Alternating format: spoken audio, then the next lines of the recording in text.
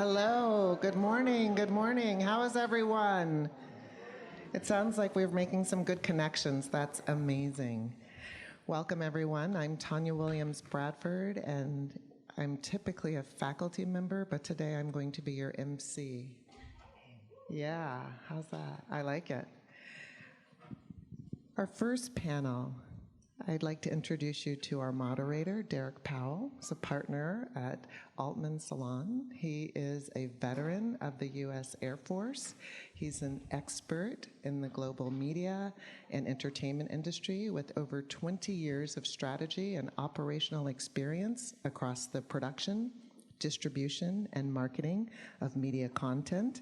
He's done this at Accenture, Warner Brothers, Sony, Deloitte, and now at Altman Salon.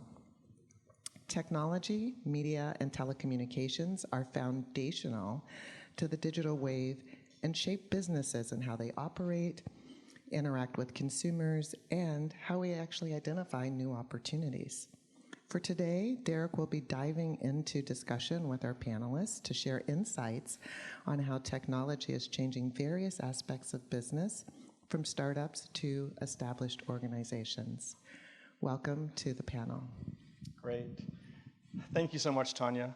Hi, everyone. I wanted to personally thank each and every one of you for taking time out of your Saturday schedules to join us at this conference. I also want to thank our panelists, Tanya and Orlando, for taking time out of their time to speak with us today. Before we get into the actual questions and the discussion topics, I wanted to give both Tanya and Orlando some time to introduce themselves with regards to their education experience and their current roles. And so let me start with Orlando in this case. Good morning, good morning, good morning. It's great to see you guys. I'm happy to be here. I am Orlando DeBruce. I am the Global Vice President of Corporate Marketing at a company called Contrast. It is a new role for me. I start that new job a week from Monday. I just completed a tenure as Vice President of Corporate Marketing at a company called Delphix. Both companies are based in Silicon Valley, Northern California, where I live. I graduated from the University of Missouri, Columbia. I'm from St. Louis. Journalism major. I did major in business. I'm a former Washington correspondent. I covered the Clinton administration, technology. Was recruited from DC to San Francisco, and that's how I got into the tech business. I'm looking forward to speaking with every one of you and talking to you about small business, tech business, enterprise, and looking forward to some of your questions.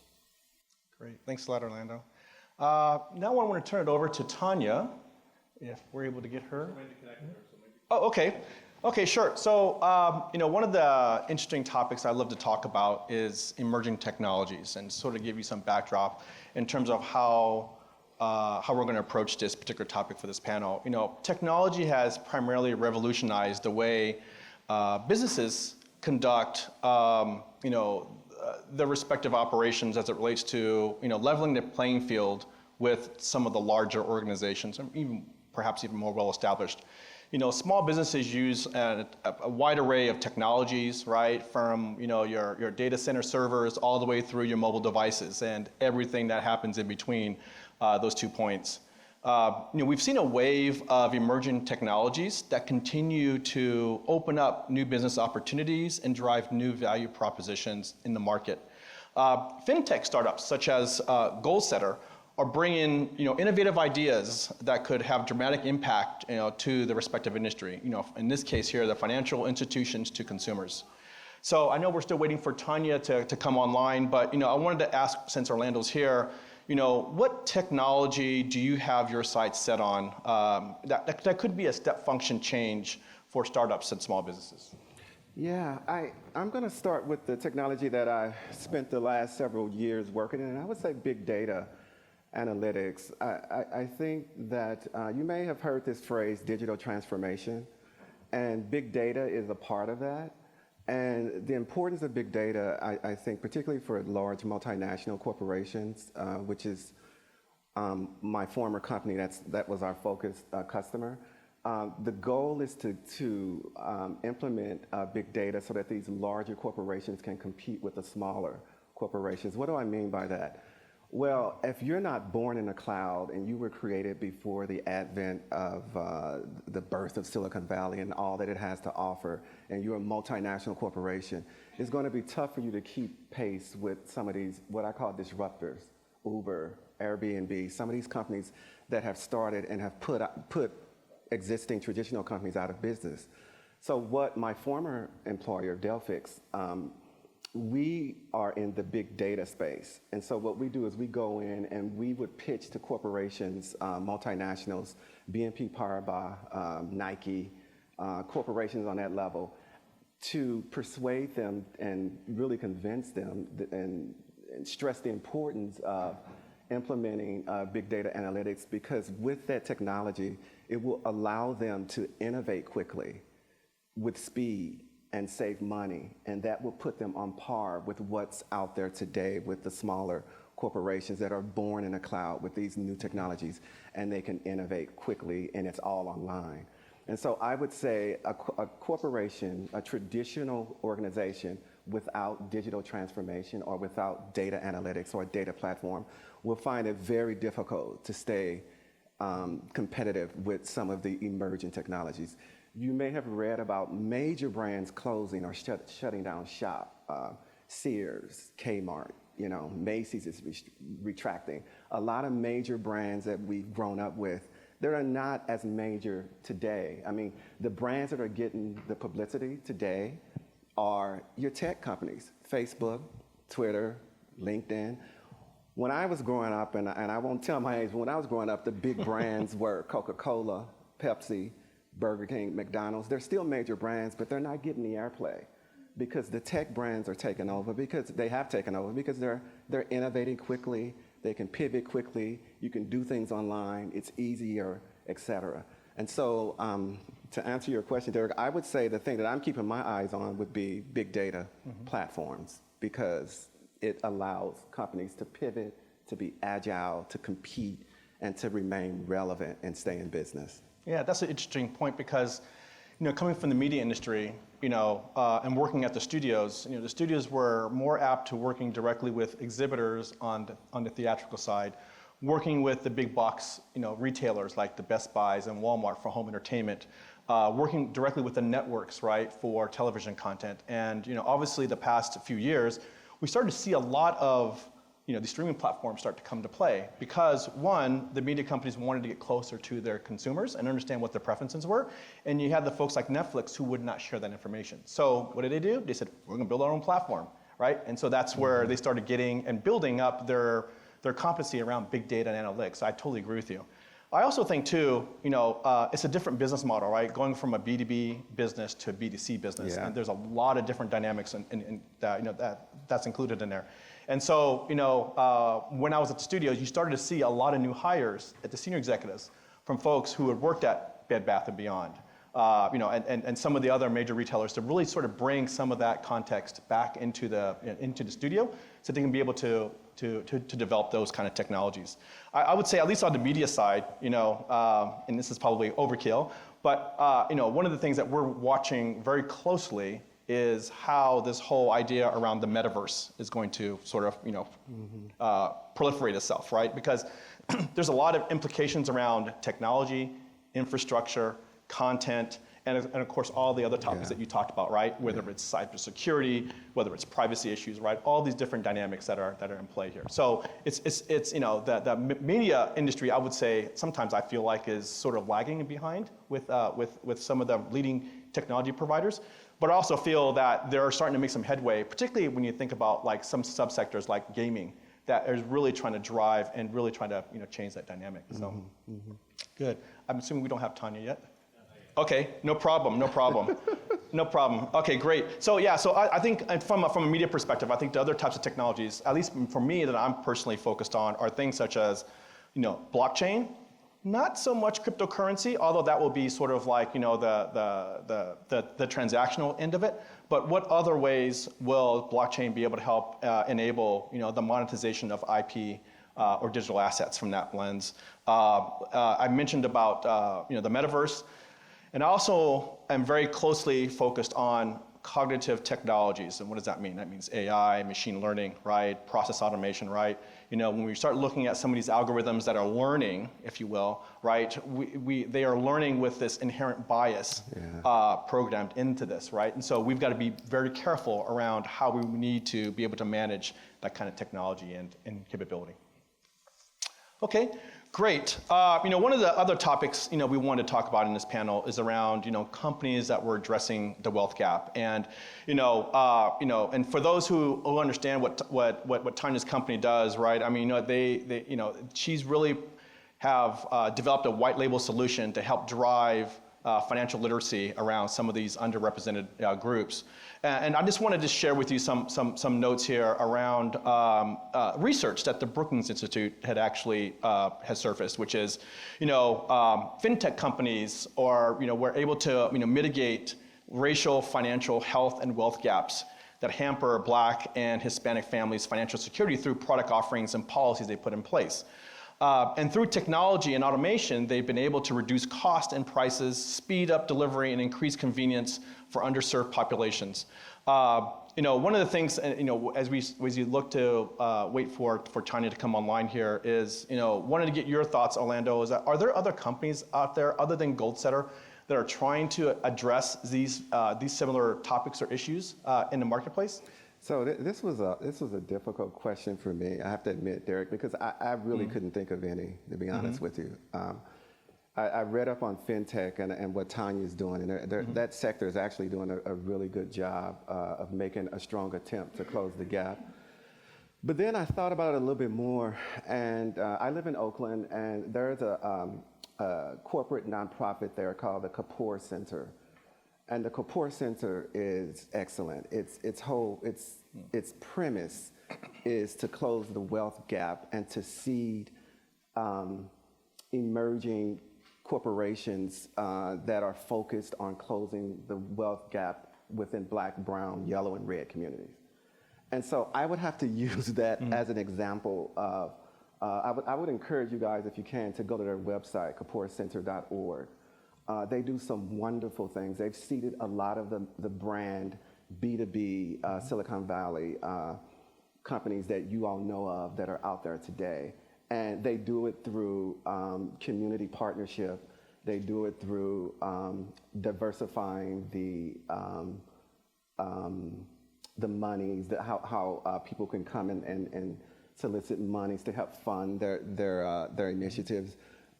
They do it through a lot of their partnerships, and they have a beautiful facility downtown Oakland, and it's open to the community. They have all sorts of conversations about it. So their whole premise is about leveling the playing field. And so I would, and I have friends there, and I would raise them as a beacon.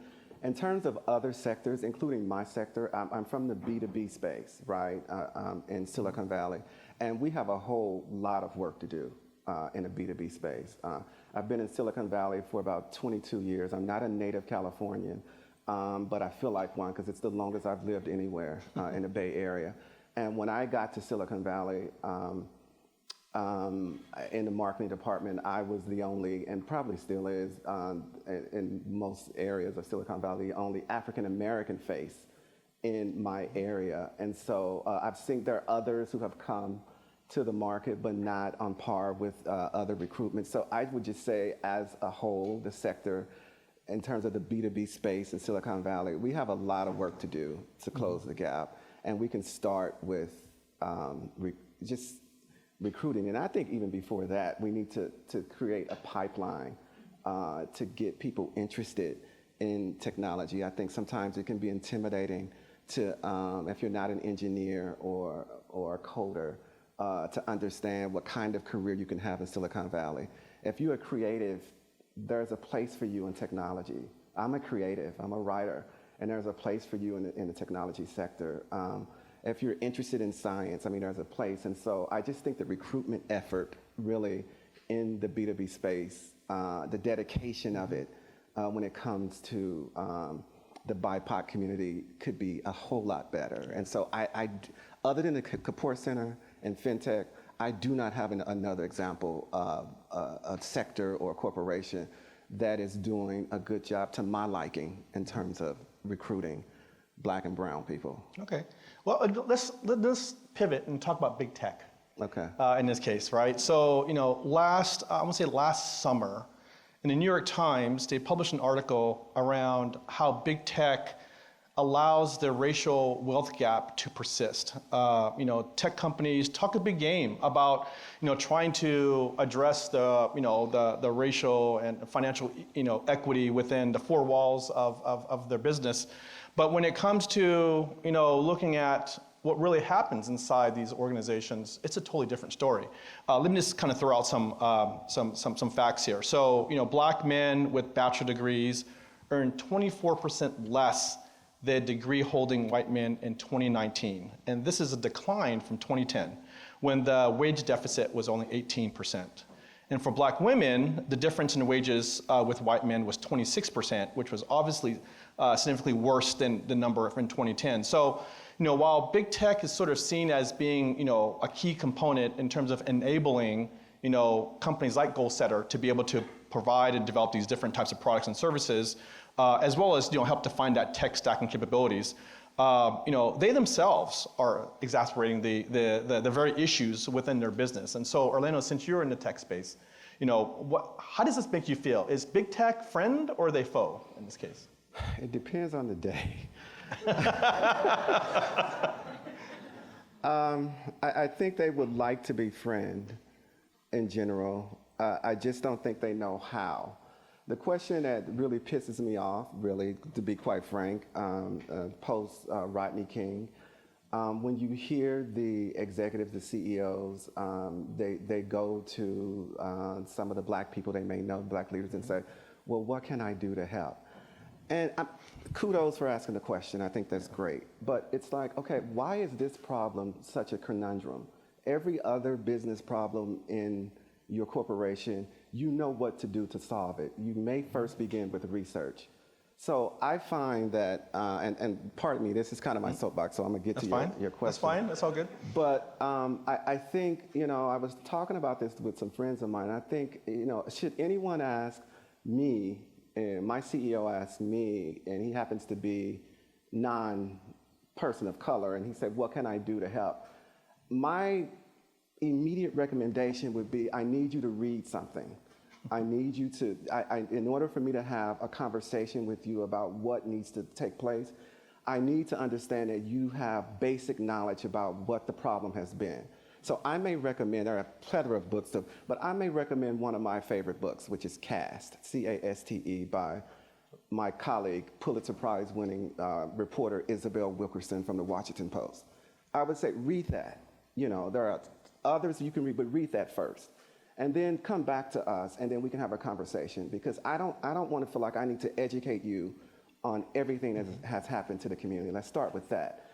And then number two, after you've done that, then let's have a strategy conversation for real on what we need to do and why this company looks the way it looks and why the C-suite looks like this. And by the way, why the board looks like this, And so that's a systemic problem that we need to address. And then number three, let's come up with some tangible ways on how we can not only recruit but retain, and not just, it has to start with some kind of feeder. One of the things I noticed when I was working at a public relations agency in San Francisco is that this big firm had a feeder system to one of the colleges in the local market. And all of their entry and junior level positions were filled by these students graduating. And I'm like, that's a great idea, because I know people in my community are not really well versed on understanding that there's a consultancy world out there that they can explore, and that there are other careers that they can explore in business. So why don't we do something like that, so that we're starting from the beginning, recruiting and educating, and then by the time they come here, hopefully they will have some idea about the culture, about how we work, what the expectations are, that sort of thing. But then when you talk about this kind of comprehensive approach, and there are other steps, that's when you start getting, well, we just want to, that's a lot, Well, this is what it takes. I mean, with the other business problems in the company, this is what we do. Why don't we address this the same way so that we have to deal with it every 5 to 10 years. You know, so to get back to your question, I think there's a huge opportunity for business, and I think there's a huge opportunity for students to, and particularly for all students, definitely for all students, but especially for students of color, because your perspective, it is so needed. And probably some of the knowledge and experiences you have that you may take for granted that others know, they do not know. I don't care what their titles are, you know, and they need to hear that perspective, you know. And so, I would say for corporations to be serious about representation, because it does matter. I mean, it hugely matters. And I would just end on this. A few of my friends and I, I have a good friend, a couple good friends, African American women friends who are in major corporations, and we talk a lot about just existing in corporate America, which is a beautiful thing. Now, let me just say that working for corporate America is a beautiful thing in terms of creating a very sound living for yourself. But just like everything else on earth, there's going to be some turbulence, and there's going to be some hiccups. And that's what you have to be prepared to deal with, the turbulence and the hiccups. And we talk about those things in our little group. And one of the things we come away with is that it's very important, I think, to have a sponsor. You may call that person a mentor or someone inside the organization that can validate sort of the value and the work that you do and speak highly of. You kind of need that because having a great degree, having great grades, graduating with a degree is 50% of it. It's important, but it's 50% of it. The other half, that will get you in the door. So now what will keep you there? And what will keep you there is doing good work, obviously, but also building the relationships internally and maybe identifying a person or two that you may look up to that could help navigate your career, give you advice. It's hugely important. And unfortunately, if you look like me and you walk in, you are somewhat at a disadvantage going in because, but that shouldn't discourage you. It actually should empower you because just get ready because 90% of the people in that organization will not look like you. And so, and there's a lot that comes with that. It's not just how one looks. There's a lot of experiences that come with that. And so just know what you're getting into and know that you can succeed. And that's the responsibility for you. And the employer needs to create an environment where you can excel and show what your worth is. And so it's the responsibility of both the corporation and the individual to increase that representation and maintain it and to ensure that you know, everyone is given a shot and everyone can do their best. Yeah. You know, that's great perspective. You know, one of the things I talked to a couple of folks last night was, you know, and these things, you know, I don't particularly, you know, focus on, but, you know, I look back and it's like, oh, wow, a lot of things have happened and changed. You know, graduating here in '98, I was the only black student in my class. You know, going to Warner Brothers, I was the highest ranked black executives on the lot. You know, here at this firm, I'm the only black partner, and you know, in my opinion, I don't even like think twice about that context. I think about, you know, to your point, right, having the right mentors, and I would almost extend that to having having your own personal, what I call board of advisors, right? Your stakeholders internal to your company. You have you know, interests or mentors outside the company, so you get, you know, a 360-degree, you know, unbiased, objective, you know, independent look at like decisions that you're making, whether it's a job change, having, you know, difficult conversations around salary adjustments, right? I mean, whatever that may be, right? You've got a network to deal with. And I sometimes think, to some of the points you brought up, Orlando, is, you know, sometimes it's a lonely feeling to be in that room. And, you know, I've sort of changed my narrative throughout my career by saying, look, I want to see it at the table, to now saying, I'm going to start building tables. Because that's the way to start moving the needle around some of the things that we need to be able to do to make a statement, to have a story, to share our stories, right? Share that narrative But at the same token, right, start to get the right sort of attention that we need from from these respective corporate juggernauts that are out there trying to address this. One of the things I am tired of hearing from my firm, mind you, it's a good firm, and they're trying to make the right decisions and trying to make the right moves around diversifying our workforce. But I am tired of hearing, let's do another diagnostic. Oh my goodness. I mean, just look look at the employee log, right? I mean, that should be enough, right?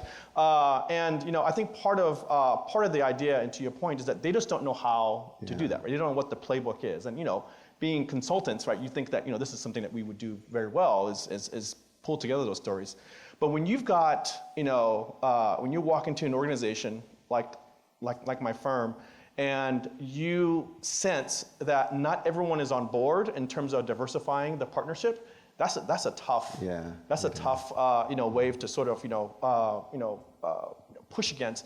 But I made the decision to come to this firm because I felt like this is the place where I needed to make the right moves, the right sort of decisions, and really sort of move the needle around how do we get more underrepresented groups into leadership roles, into the pipeline for some of these, top tier strategy consulting firms.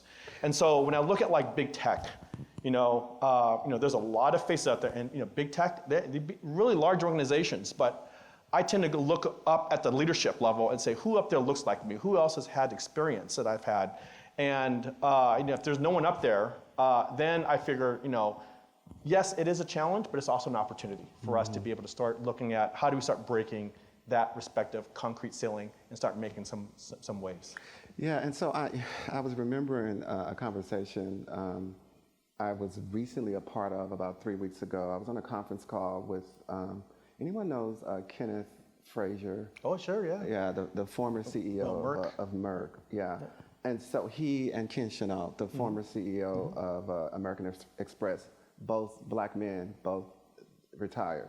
But the point of the conversation was around executives being brave when identifying talent, particularly talent of color. And Mr. Frazier, he was saying that he was a lawyer, Harvard lawyer, who was recruited into corporate, didn't know anything about it, and he was tagged by the then CEO to a white CEO to become the future CEO of Merck. And Ken Frazier said that was important because he didn't know what he was doing, but someone believed in him and sponsored him all the way through, and he eventually became the CEO. And this particular CEO who believed in him was so brave. He was getting so much stuff from his peers, the board, saying, what, this guy, he doesn't even know what he's doing. He's a lawyer. He doesn't know business. He doesn't know how to balance a check. But I mean, they were just going back and forth. And the CEO stuck with, he said, no, this is the future of Merck. And long story short, when Mr. Frazier became the CEO of Merck, he practically saved the company, according to him and according to reports. And he brought in a lot of his diverse perspective. I share that to say that, even though he was a Harvard lawyer, had all of this experience, walked in, that was half of what he needed. If it were not for the sponsorship and the vision and the support of that CEO and the bravery, he wouldn't have been one of the few black CEOs we've had at a Fortune 500. And so I just want to underscore that. And then there were some bumps in the road because life is not perfect. And I think you learn more from your mistakes than from perfection, right? And so, and he talked about all of that. And I just wanted to share that because I know, when we're in school, it is all about getting the good grades, and it's all about getting out and excelling and all that, and all of that is great, But again, the networking and the partnerships, and that is equally as important as anything else. And I'll just finally say this: I'm going to my new job next Monday because the boss I worked with for 15 years told me a year ago that she said, you're coming with me when I jump. And I was like, okay, whatever. And she was right. But that was a 15-year relationship, and that's why I'm going there. And so that's yet another example. And I may not be the most qualified. I know my stuff, you know. I'm not, you know, but you know what I'm saying? But because of our partnership, that's why I'm there. So I really want to stress that as well. That's an important component. Great. I think we're going to open up to questions for the audience at this point. Hi, thank you, Orlando and Derek. One statement, I really admire a few CEOs of women of color, and one is Ursula Burns. And when you were talking, it brought me back to something that she said. She said that most of the time, being the only African American in the room, and also woman in the room in leadership in corporate, she understood that her opinion mattered. So because she was the only woman of color in the room, she understood that raising her hand, she would always get called on and be able to ask questions and get feedback. And so she actually felt like being a woman of color was a strength and an opportunity. Could you elaborate on that and what you think about that? Yeah, and when you realize that, it's really cool. I have to admit, it took me a while to get there. It did, because I just thought people in corporate America, they were like, these people are crazy, you know? And remember now, I come from the news business. I'm from the newsroom, where people say what they mean and mean what they say. They didn't talk in codes. You know, truth telling is the bread and butter of journalism. So when I made the transition from media, news media, to corporate, and I walked into that meeting, I was silent a lot because I was trying to understand what language they were speaking, you know? And so I didn't know my worth or my value at that time. I didn't make the connection. It took me, I've been in Silicon Valley 22 years. It took me probably the first 5 or so years to really feel like, okay, I know what I'm doing, you know, I know my perspective, and I can speak up now because I got the lay of the land.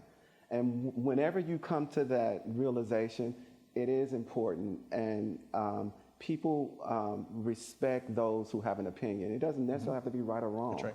but you have something to say and you have something to offer. And a lot of times it's tough when you walk in a room and you are the only one and check the box, black, female, whatever, and the energy may be as such that your opinion isn't welcome. So you have to fight against that and then be brave enough, that be worthy, and be brave enough to say, I don't care what I'm feeling or what energy I'm getting from these people, I'm gonna say what I mean and mean what I say, and because my opinion matter. And the more you do that, it's like a foreign language, the more you practice that, the easier it becomes. And then people start acquiescing and saying, well, what do you think? Before you can even, they'll start asking you what you think. But it does take some time. And it was tough for me initially because I was like, I didn't understand the people. Yeah, I would also add to that, you know, I had that opportunity to talk to Ty Randolph, who is now, I think, the CEO of Kevin Hart's combined entertainment company. And one of the things we talked about, you know, and in this situation, a little bit different, but you know, even within the boardroom, right, there is still this need to be able to demonstrate competency, good decision making, I mean, all the fundamentals. And so, you know, one of the things that we both talked about, you know, in more of an internal firm, you know, fireside chat was more about how personal branding plays into that. Yeah. You know, because, you know, I admit, you know, my former employer Deloitte had beat this concept in my head, and I'm already, you know, way into my career, and I said to myself, I wish someone had told me this when I was in school, around what personal branding, what does that mean, right? Why would someone pick up the phone and call Derek, right? And what does that narrative look like, right? So it's not about the 30-second speech elevator pitch that we always hear. Right. It's more about the branding and all the various activities, Yeah. and now with social media, obviously with LinkedIn and the different types of networking, right? Why would someone seek out Derek for this particular advice or for this particular expertise, right? And how do you cultivate that, right?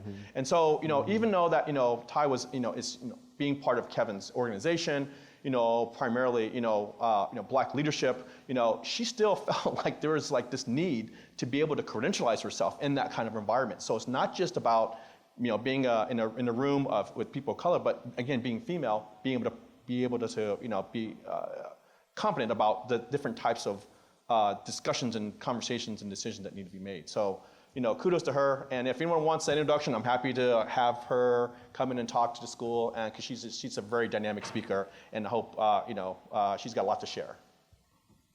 Great. Yeah, thank you for the presentation, because I learned a lot hearing you. And it kind of goes into my question, but personally what you both were talking about in regards to these corporate companies, like a lot of heads being ignorant to a lot of this stuff, like y'all keep on deliberately being ignorant. To me, I see it as ignorance is bliss only without consequence. If there ain't no consequences to my ignorance, then why in the world would I not be ignorant? Like if I can't be held to account to my actions.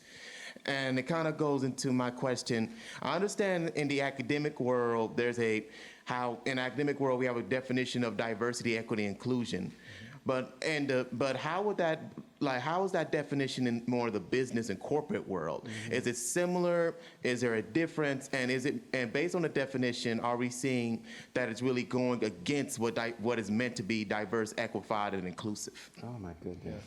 Yeah, that's a really good question, and it's really that's an interesting topic. So I've got an opinion on this. So.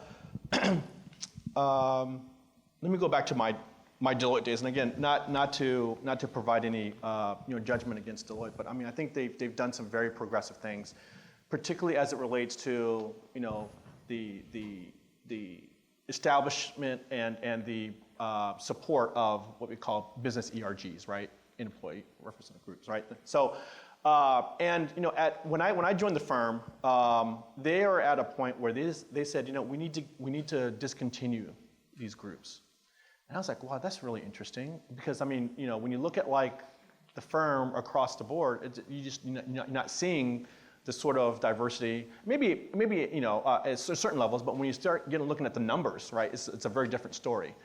And so one of the cautions, or one of the risks that they were afraid of, was the fact that these ERGs were actually, how can I say, creating an environment where they were basically pulling themselves or segregating themselves within the organization, right? And so, rather than being inclusive, right, and promoting that, the leadership saw that this was something more where, if we have like the black ERG group, right, they're going to be pulling away from the firm, and really sort of secular, if you will, that particular group, and not being inclusive, bringing other folks in. And even though that wasn't the narrative, and that wasn't the environment, that was the perception. And so I think what happened was that by the time I left, they brought them back.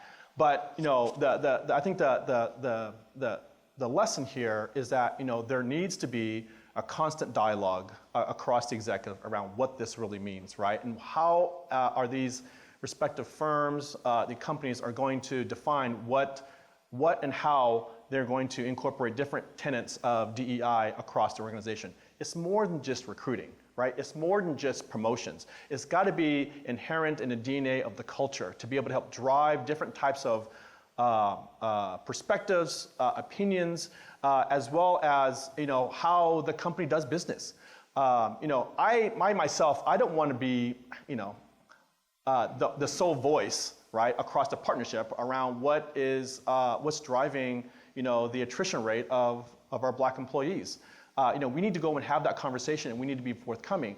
But at the same token, we need to be able to ensure that we're educating the rest and the balance of the organization. It's not going to happen overnight, but at the same token, there needs to be a very actionable and very deliberate plan in terms of how we need to be able to accelerate some of these different initiatives. Mm-hmm. Again, our firm has done a lot of self-diagnostic, reviews and assessments, and frankly, I feel like it's just a waste of time. I'd rather get down to a point of actually defining what actions, what themes, and as we advise our clients, right, here are the recommendations that we need to move forward with within the next 100 days to be able to now start putting some things in motion.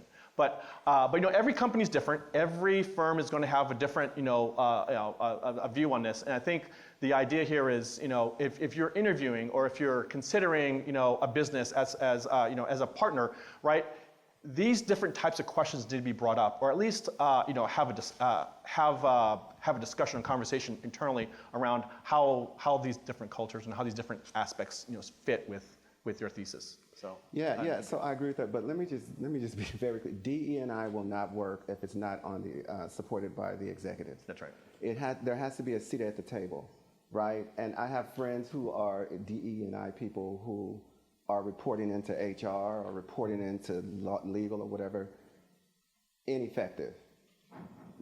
They themselves are talented. The function is ineffective.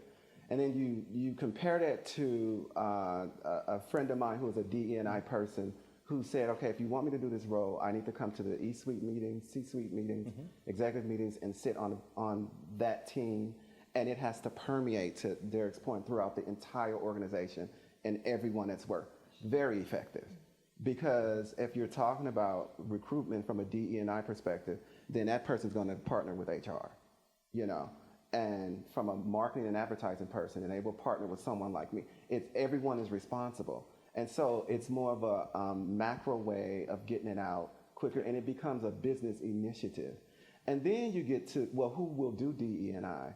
And so from what I've been reading, it's all across the board. You have from PhD, academic people doing it to people who worked in marketing or advertising or whatever. It's just all across the board. And so now you have these universities coming up with certifications, trying to programmatize it and make it efficient to get training. I think it's important. It has to be strategically placed correctly within an organization. It can't be tucked under 2 and 3 different positions because it will be very ineffective. And it has to be very visible, and the CEO in particular has to be singing the song, in every town hall meeting, every fireside chat, in the literature and everything, so that it can permeate out into his or her direct reportees and then to the rest of the company.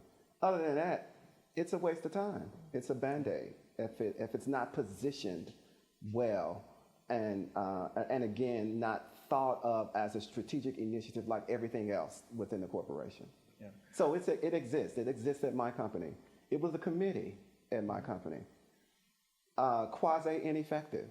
I say quasi and not totally ineffective because there was a senior executive on the committee, and some of the programs that we would do I thought were very good in terms of educating the corporation, but it still felt like a one-off to the main agenda, and I didn't like that. So I hope that answers your question. Yeah. Okay. Okay, great. I think we are, one more question. I'm sorry. Sorry. Please. Okay, sure. yeah, so thank you for the conversation. My question, I know you mentioned like the wealth gap, and I'm also noticing that there's also a knowledge gap when we talk about innovation and technology.